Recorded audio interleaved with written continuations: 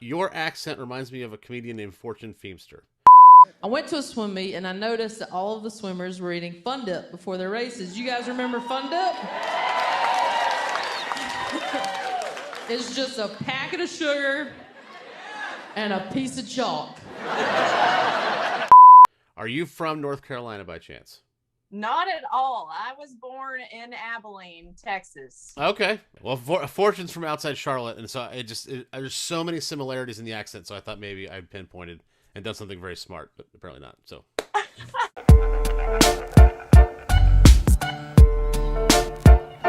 You can find her at Lass_Ketchum, excuse me, on Instagram and YouTube. She's one of the best. There's no doubt about that. Les, thank you so much for doing this. I really, really appreciate your time. Thank you. I'm so excited. I thought this was fun, even in the morning. So feel loved. I'm by far not a morning person. I do feel loved. I do feel loved. How did your collecting start for you? I mean, there's different entry points, I think, at all along the way. Like mine was baseball and hockey cards when I was like 8, right? But how did your collecting anything start for you?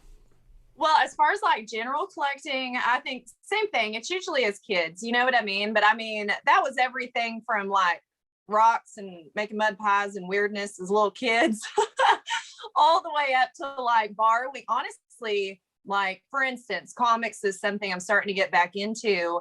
And I remember years and years, I don't even know how old I was, whatever, I'm ancient at this point. But when I was younger, I used to sneak into my brother's room and I would read his comic collection and things like that. So like part of that joy was like sharing a collection that they didn't know they were sharing. Everything from like toys, you know, I remember Polly Pockets and more girly things. And I've been straight up obsessed with Batman for so long, I don't even remember. I'm not even sure I have a rational reason at this point. I'm just obsessed. So I think a lot of it is just that childlike wonder, and then it develops into something more. Because as adults, we know there's various reasons we enjoy it, from nostalgia to artistic appeal to even the excitement of like getting a chase or something that's valuable, you know, like, I don't know, there's just a lot of different aspects. And then as far as getting into Funko, it really connected to my love of Batman because my first Funko product was the Batman coffee mug, the blue one. And that sent me down very slowly, by the way. It wasn't like, bam, Funko. But that was like my first insight there. But it's where other collectibles, same thing with comics, they all kind of tie into so many diverse interests. You know what I mean? Like the shows, for instance, I just picked up a comic recently, was mesh up or matchup or whatever you call it, of Batman and Teenage Mutant Ninja Turtles, which I mean, a lot of us grew up with those things, you know what I mean? So it's just like, but I really think it's just connecting to like these childlike things, you know what I mean? So do you pass that on to your kids? I mean, oh my God, yes. We're all so bad about it. All of us. We all have collections. Like even this wall is not just mine. Like this isn't like, this is Lass's personal collection. Like the whole house is like family collecting. The kids collect, we're all into Pokemon, they collect Funko. And then of course they have their own interests that go beyond these things. But yes, we are all hard into collecting. That is real. What are some of the lines that you collect? And the key question, are you a completionist on said lines? Oh God, no, I would be so broke. Lord, no, that's not even well possible. with Batman you absolutely would be. There's no chance, but I mean other things I thought maybe. Yes, no, but still, Lord, no. I'm always about collecting on a budget because most of us are not rich, you know what I mean? We're just that is having true. fun, you know, trying to budget, make it happen. So never, because there's too much that excites me. Like you've seen my videos, I assume, you know what I mean? And it's just like, ooh, yeah, awesome. You know what I mean? And that is a reality because I like so many things for different reasons that I really just try to get my favorites. And on occasion I'll get like, and I mean like favorites, if that makes sense. I'm really not good with favorites, but I pick some of my top ones, you know? And then I really just, if I get more of lines, awesome. If not, I'm not gonna, you know, cry about it at night. It's fine. So definitely not, just because I don't think it would be reasonable when I like as much as I do, if that makes sense, you know? What But are some of your favorite favorites? I mean, I Batman obviously, but I mean, like, what oh else yeah, comes? What else? Because my tastes are a lot the same. I'm a completionist with the Mandalorian. I've got all those 4 inch. I don't count dang. the rides and all that, right? So I've got all the 4 inch ones, all the stand up comedian pops. There's only four, but I've got all. I'm dead set on having all the stand up comedian pops. I'm trying to get all the NHL pops, and I want to collect the Star Wars Rogue One pops while they're still cheap because I think it's an underrated movie that will only go up in time. So anyway, so those are the four things that I Yeah. am a completionist on, but I love so many things like Marvel and sports and so how do you kind of laser focus what you decide to grab on a budget? Honestly, like, okay, for which one was it? I think it was like the Emerald City Comic Con.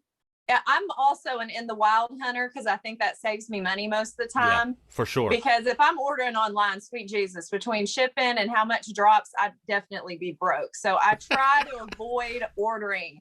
But I kind of just, as silly as this is, and I guess I'm kind of childlike on that aspect, or maybe impulsive or whatever. I just go to the store and I literally look at what's available and I'm like, this is a must. Or I'll have my eyes, like, we have a local like geek shop, and I've had my eyes on certain things for like an eternity, but maybe they're a little more money, or I'm waiting to see how they fluctuate. But it's really the ones that I'm like, I can't leave this here, if that makes sense. And I don't know that there's some formula to that, but is it affordable enough right now with how much money I'm wanting to spend? And is it one that I really like, whether it be, again, artistic or whatever? But as far as lines, I don't know. Like, I'm looking at my favorite part of my wall. Definitely DC. I love, like, I have several. I think the most I have of any one character is Batman, of course, and I have like Poison Ivy because I also love her. I love Catwoman. I have some Joker. Definitely some of the, like, I guess, kind of nostalgia vibes. I have a lot of anime. I have a lot of childhood movies and things. There's some Disney in there. Some of the shows we even enjoy now, like Disenchantment, I did a video on, which is not for everybody, but I thought it was funny. So I got some of those. You know what I mean? And I have some Marvel, and I have some like adult movies like Predator. That sounds bad. Grown up things that I didn't watch as a kid, I guess. Predator.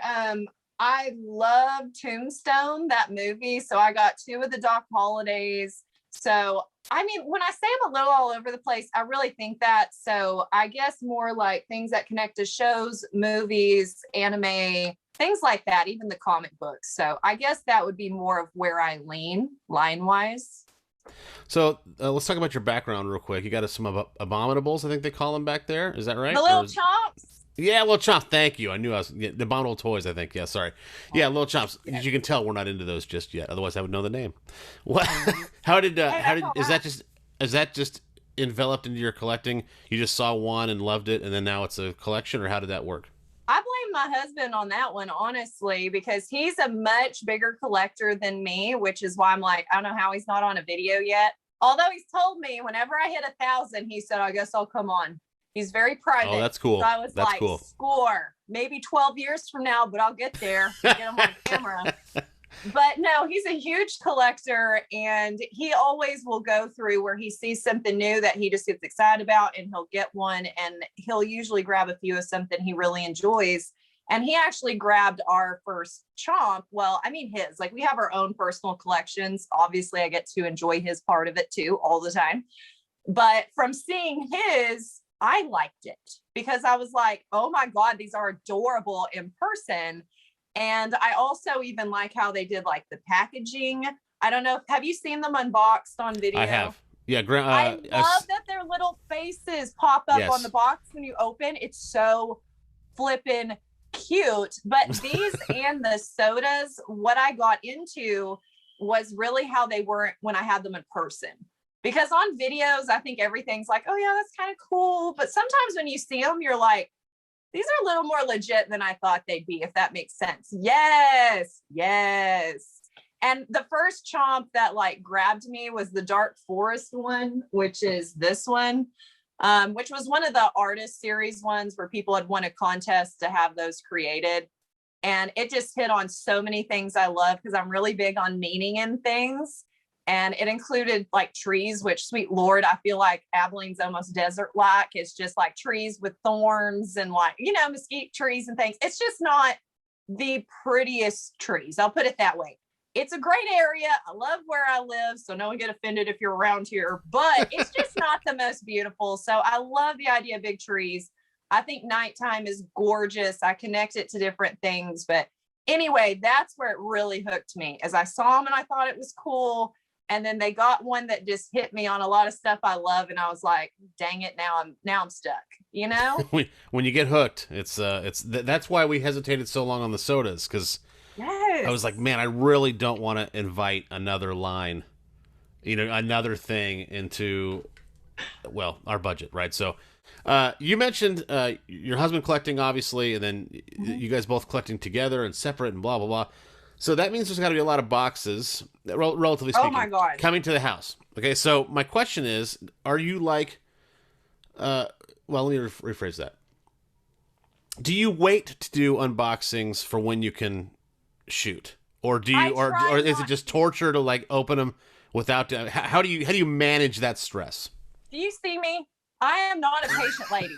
Okay, like at all. You know, we do have a lot of boxes. I feel like that's mostly probably his collection because he does order. He does more online stuff than me. Like I said, I'm probably 80-year-old on the inside. Okay, I'm not that techie. I enjoy like real things, touching things, being out. You know, for me, it's torture. For instance, I have this big box over here next to me that I got in the mail yesterday, but it's like a family thing. So I have to wait till my kids get home. And I'm like, oh my gosh, get home. I hate waiting. But on occasion, I have to, just because of like timing. But I will tell you, anything I open is it's a pretty small window. And if I can get away with it, I'll open them like same day or next day, because I can't stand waiting. I don't want something sitting there and I don't know what's in it. So I think the most torture I've had so far is when I do like the battles with people, which I love, by the way. They're so much fun. But that usually means you're sitting on a box for like at least a week.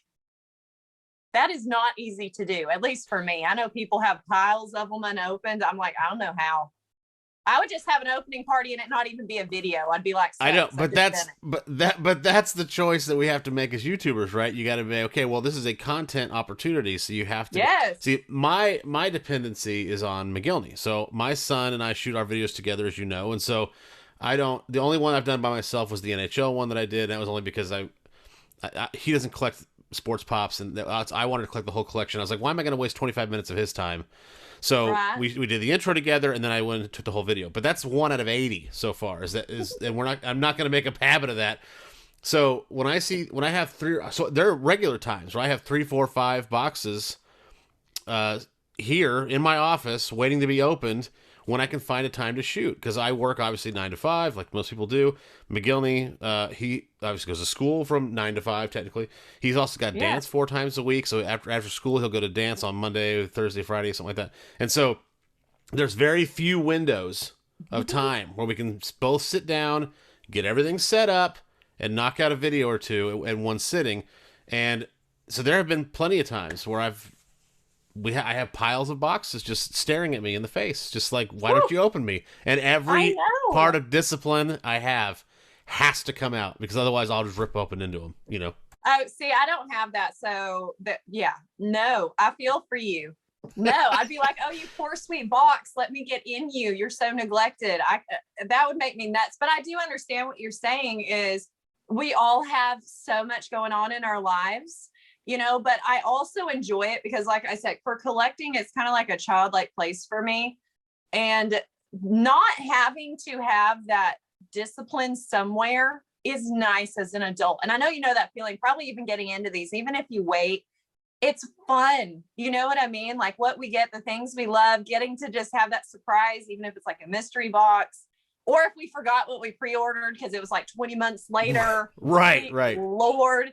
You know what I mean? And like, I don't know, like, I think that's part of it, is I always wanted it to be kind of raw and fun, because that was really my whole purpose in the channel, was just straight up just having fun. That has always been my intent. So like, I will never let myself get so backed up it feels more like a job, you know, because I feel like sometimes it can with YouTube, you know? For sure. for sure. Especially as you Yes. try to put out more content, right? So like we started off last year, 2020. We started off and we tried to do like we at the beginning tried to do like just one whenever we got a box, we would do one because of the Yeah. pandemic, and we're all bored and all that. Right. But that became something that we couldn't sustain. I knew 2 or 3 months down the road, I can't sustain this. There's no way that we can continue to put out this kind of content. And if we've set Yeah. up the expectation, even at our 100 followers, it's not possible. So we started to do one a week, and then we're like, okay, we can do that. And then, but this year, we've really said, okay, we've looked at grown kids and we've TV, and we've looked at other channels, and we said, okay, they put up stuff multiple times a week, and they seem to put up bigger boxes. Now we can't afford bigger boxes, Right. so that part's out, at least for now. But we can put up 2 episodes a week, and so I started to do Monday and Friday. But that leads me to my last question for you, and I really appreciate your time. What is your formula for YouTube? Do you shoot? Do you have a goal of per week or per month or whatever your formula is, or do you just do it as it comes in? And why did you decide to shoot? Why did you decide to do a channel in the first place? Well, for me, I guess the reason I did a channel is because for a few reasons. One, like welcome to, we were all kind of more trapped than normal. So what are we going to do with our time, right? Yep. I'd always kind of thought a channel would be fun, but never took it too seriously. And plus it's scary. Oh my gosh, all these people can be like looking at you. And by all these people, it could be like two strangers. You know what I mean? Of course. Will people hate me? Trolls. You know what I mean? But like for me, it was a combination of a fun way to still connect socially, like work into community of some kind. You know what I mean? Like just again, being out in the world in a new and different way because we all needed outlets, That was one reason. And then the other reason is I feel like a lot of people know, but maybe not everyone knows that I have a lot of chronic health problems. So because of that, it makes it to where I, in general, am not as active and social as I once was. And I even declined during the beginning of COVID. So it kind of was odd that hit around the same time. And because of my health issues and my energy and things like that, YouTube is a perfect way to, even beyond COVID, continue having something social that I can do, even if I don't feel well, if that makes sense.